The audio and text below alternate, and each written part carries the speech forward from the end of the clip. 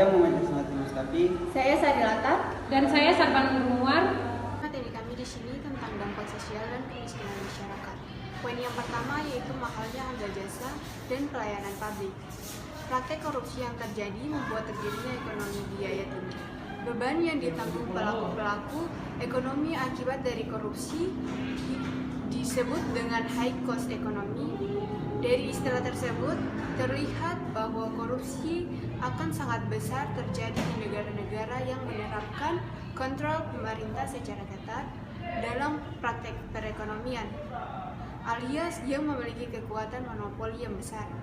Karena rentan sekali terhadap penyalahgunaan, yang diselenggarakan di sini adalah perangkat-perangkat publik atau pemerintah. B. Pengentasan kemiskinan berjalan lambat. Badan Pusat Statistik atau BPS mencatat pada September 2017, jumlah penduduk miskin Indonesia mencapai 26,58 juta penduduk.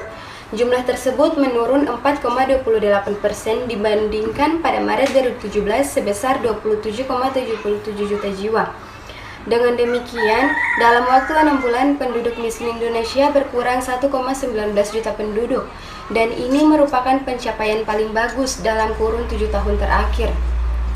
Dijelaskan pula dalam catatan BPS bahwa jumlah penduduk miskin di daerah perkotaan turun sebanyak 401.000 orang, yaitu dari 10,67 juta orang pada Maret 2017 menjadi 10,27 juta orang pada September 2017.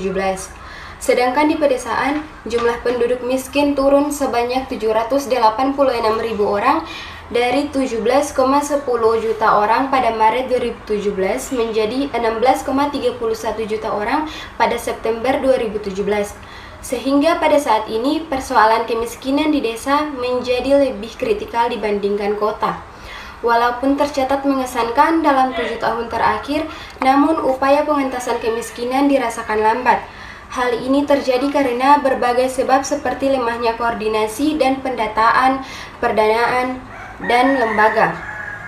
Di samping itu juga kesulitan yang terjadi karena permasalahan kemiskinan itu sendiri, yang pada akhirnya masyarakat miskin sangat sulit untuk mendapatkan akses ke lapangan kerja yang disebabkan latar belakang pendidikan, sehingga untuk membuat pekerjaan sendiri banyak terkendala oleh kemampuan teknis dan pendanaan. Yang ketiga, terbatasnya akses bagi masyarakat miskin. Korupsi yang telah mengurita dan terjadi di setiap aspek kehidupan mengakibatkan hinkros ekonomi, di mana semua harga-harga melambung tinggi dan semakin tidak terjangkau oleh rakyat miskin. Kondisi ini mengakibatkan rakyat miskin semakin tidak bisa mendapatkan berbagai macam akses dalam kehidupannya.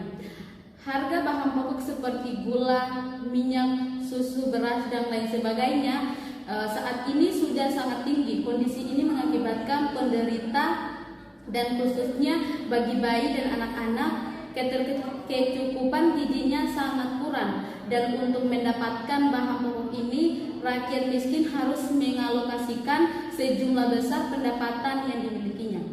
Hal ini juga mengakibatkan rakyat miskin tidak bisa mengakses hal-hal lain dengan mudah seperti pendidikan anak, kesehatan, rumah layak huni, informasi, hukum, dan sebagainya.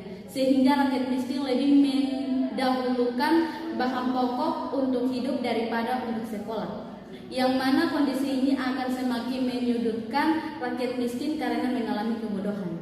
Nah, dengan kondisi tidak sekolah, maka akses untuk mendapatkan pekerjaan yang layak akhirnya menjadi sangat terbatas.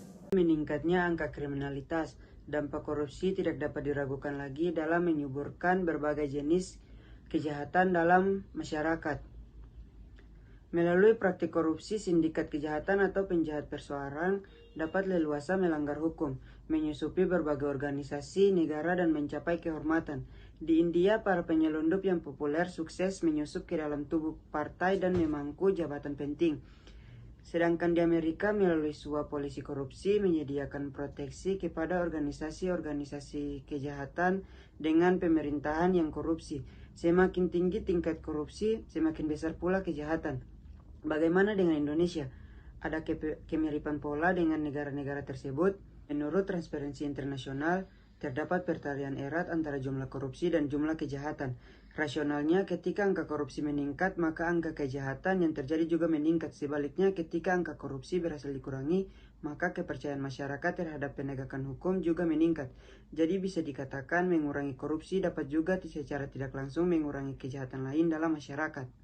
Surjono Sukanto menyatakan bahwa penegakan hukum di suatu negara selain tergantung dari hukum itu sendiri, profesionalisme aparat, sarana, dan prasarana juga tergantung pada kesadaran hukum masyarakat. Memang secara ideal, angka kejahatan akan berkurang jika timbul kesadaran masyarakat. Solidaritas sosial semakin langka dan demoralisasi. Korupsi yang begitu masif yang terjadi membuat masyarakat merasa tidak mempunyai pegangan yang jelas untuk menjelaskan kehidupannya sehari-hari.